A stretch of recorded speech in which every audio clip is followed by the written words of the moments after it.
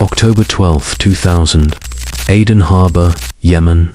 The USS Kohler 505-foot Al-Abir-class destroyer floats at anchor for a routine refueling stop. It's 11:18 a.m. Sailors are lining up for lunch. Two men in a small fiberglass boat wave as they approach. Some sailors wave back. At 11:18 and 15 seconds, the boat explodes. The blast tears a 40 by 60-foot hole in the Kohler's hull. 17 American sailors die instantly.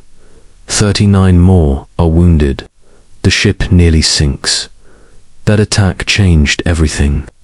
It changed how the United States Navy protects its warships.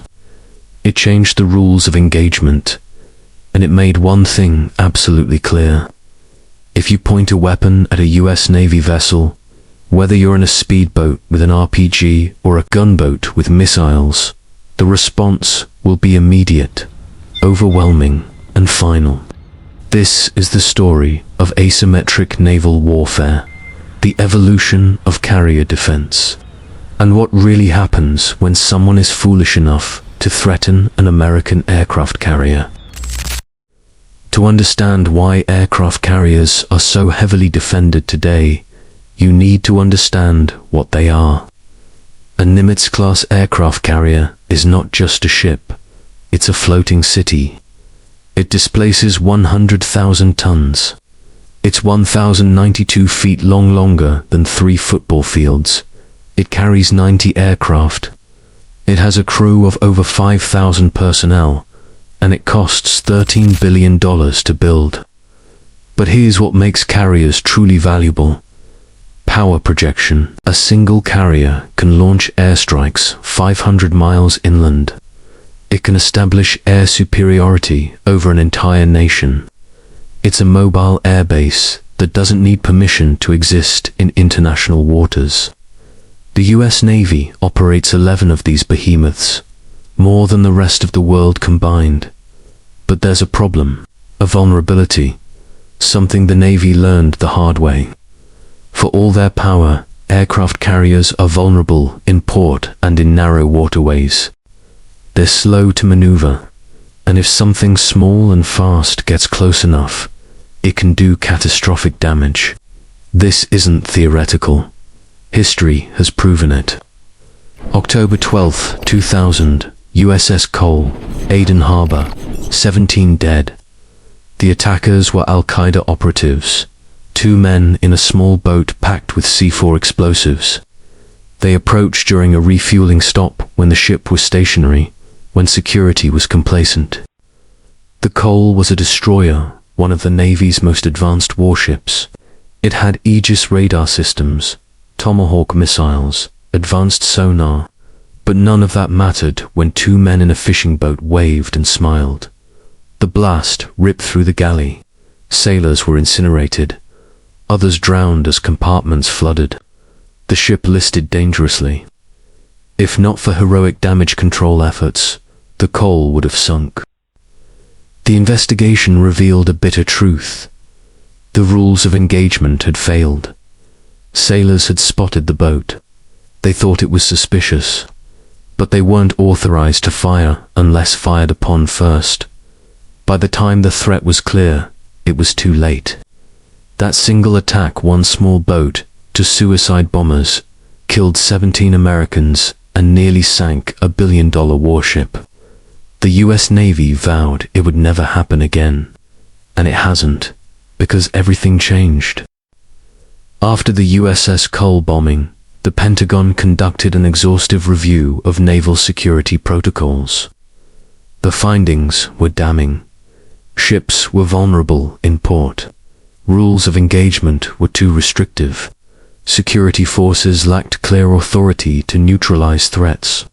But the biggest revelation was this: asymmetric threats, small boats, suicide attackers, improvised weapons were the future of naval combat. Traditional naval warfare is symmetrical. Battleship versus battleship, submarine versus submarine, missile cruiser versus missile cruiser. But asymmetric warfare is different. It's about exploiting weaknesses, using cheap, expendable weapons against expensive, high-value targets. An RPG costs $500. An aircraft carrier costs $13 billion. If you can get close enough, the math is in your favor. Iran understood this. In the early 2000s, the Iranian Revolutionary Guard developed small boat swarm tactics. Dozens of fast attack craft armed with RPGs, machine guns, and anti-ship missiles would overwhelm a target through sheer numbers. The concept was simple. Carrier defenses are designed for long-range threats, ballistic missiles, fighter jets, torpedoes from submarines.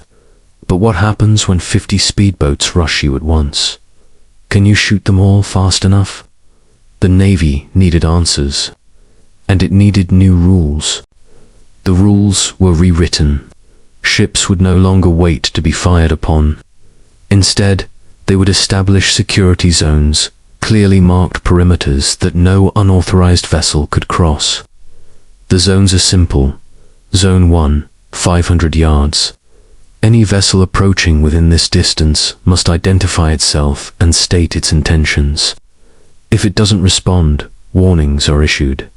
Zone 2, 200 yards. This is the lethal threshold. Any vessel that penetrates this zone without authorization is considered hostile.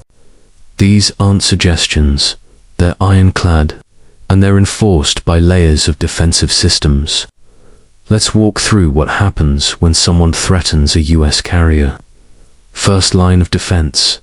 Helicopters, MH-60 Seahawks, patrol the airspace around the carrier battle group. They're equipped with door-mounted miniguns and sniper teams. If a suspicious boat approaches, the helicopter drops low, and a warning is broadcast over loudspeaker. Unidentified vessel, you are approaching a United States warship. Alter your course immediately or you will be fired upon. Second line, small boat security teams. These are rigid-hull, inflatable boats rib-screwed by Navy SEALs or security personnel. They intercept suspicious vessels before they get close. They're armed with .50 caliber machine guns and automatic grenade launchers. Third line, ship-mounted weapons. Every modern US warship has multiple defensive systems.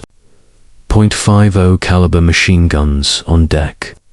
Mk-38 Mod 2 autocannons, 25mm chain guns, close-in weapon systems, SIBS Phalanx, a radar-guided Gatling gun that fires 4,500 rounds per minute *. And if you somehow get through all that, the carrier itself has rolling airframe missiles heat-seeking interceptors designed to destroy incoming threats in seconds. But the most important change wasn't technological, it was psychological. The message was clear: we will not be victims again. The new rules of engagement were put to the test in the most dangerous waterway in the world, the Strait of Hormuz. This narrow passage, just 21 miles wide at its narrowest point, is the jugular vein of global oil supply.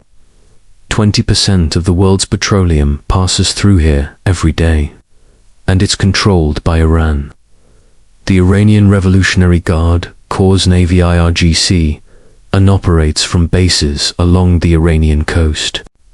Their strategy is simple: harass us warships, test their defenses, push the boundaries. They use fast attack crafts, armed speedboats that swarm Navy vessels. Sometimes they get within 100 yards, sometimes closer. They're probing, looking for weaknesses, waiting for hesitation, but they don't find it. January 6, 2008, 3 U.S. Navy warships, USS Hopper, USS Port Royal, and USS Ingraham, transiting the Strait of Hormuz, when 5 Iranian speedboats approach at high speed. The boats maneuver aggressively. They cut in front of the warships. Radio transmissions are recorded. "I am coming to you. You will explode after a few minutes. I am coming to you. You will explode after a minute. The Iranian boats close to within 200 yards inside the lethal zone. US gunners train their weapons. Fingers rest on triggers. The rules are clear. If the boats don't turn away, they will be destroyed. For a moment, the world holds its breath. This could be the spark that ignites a war. Then, at the last second, the Iranian boats veer off. No shots are fired, but the message is sent. The US Navy will not back down. This wasn't an isolated incident. Iranian speedboats have tested US defenses dozens of times, and every time, the result is the same. Cross the line, and you're dead. So what really happens if someone points an RPG at a US aircraft carrier? Let's break it down, step by step. A small boat approaches a carrier battle group at high speed. Intelligence suggests it may be hostile. The crew is acting erratically, and someone on board is visible holding what appears to be an RPG. Here's the timeline. T-minus 3 minutes. Detection: the boat is picked up on radar at 2 miles out. It's moving fast 30 knots. That's 34 miles per hour. For a small boat in open ocean, that's aggressive. The tactical action officer down the carrier is notified immediately. Cameras zoom in. The image is clear. A fiberglass boat, 3 men aboard, one holding a tube-shaped object. Decision point: is it an RPG, a camera tripod, fishing equipment? It doesn't matter. The rules of engagement don't require certainty. They require reasonable threat assessment. And pointing anything that looks like a weapon at a US warship is enough. T-minus 2 minutes. Warning phase. An MH-60 helicopter scrambles. Within 90 seconds, it's overhead. The door gunner aims a .50 caliber machine gun at the boat. A loudspeaker blares. Small boat at bearing 090, range 1 mile. You are approaching a United States warship. Stop your engines and remain in place. This is your only warning. The boat doesn't stop. It continues toward the carrier. T-minus 90 seconds. Lethal force authorized. The helicopter pilot radios the carrier. Hostile vessel, 500 yards and closing. Request permission to engage. The Dow doesn't hesitate. You are weapons free. Engage. The helicopter's minigun opens up. 6,000 rounds per minute. Tracer rounds arc across the water like lasers. The bullets hit the water just in front of the boater. Final warning: the boat doesn't turn. T-minus 60 seconds. Engagement default text. The minigun shifts target. Bullets shred the boat's hull. The fiberglass disintegrates. The engine explodes. Within 3 seconds, the boat is dead in the water. Simultaneously, ARHIB security team closes in. Navy SEALs board the sinking vessel. The men are detained. The RPGF, Realis, secured. If the boat had been a suicide bomber, if the RPG had been fired, it wouldn't have mattered. The boat would have been destroyed before it got within 200 yards. This is the reality of modern carrier defense. There are no second chances, no negotiations, no warnings beyond the first. You threaten a US carrier and you are eliminated. The reason no one has successfully attacked a US carrier in decades isn't luck. It's technology. Let's talk about the Phalanx CIWS close-in weapon system. Sailors call it R2-D2 because it looks like the Star Wars droid. It's a fully autonomous defense system, a radar-guided Gatling gun mounted on the ship's deck. When the radar detects an incoming threat, a missile, a drone, a small boat, the Phalanx tracks it, locks on, and fires. It shoots 4,500 rounds per minute. That's 75 bullets per second. At close range, the phalanx creates a literal wall of tungsten penetrator rounds. Nothing survives, and it's completely automated. A human operator can override it, but in combat, the system runs itself because humans are too slow. Then there's the rolling airframe missile ram. These are fire and forget interceptors. They lock onto heat signatures, engine exhaust, jet engines, even the heat from an RPG launch. Launch time under 5 seconds. Hit probability over 95%. But the most effective defense isn't hardware, it's doctrine. Every sailor on a Navy warship is trained in force protection.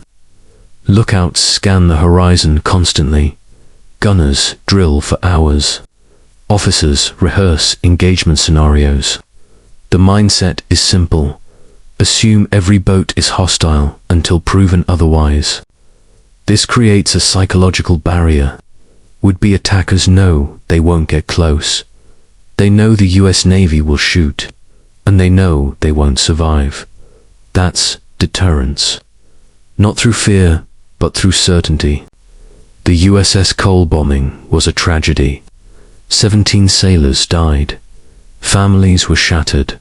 A warship was nearly lost. But it taught the US Navy a lesson it will never forget. Complacency is fatal.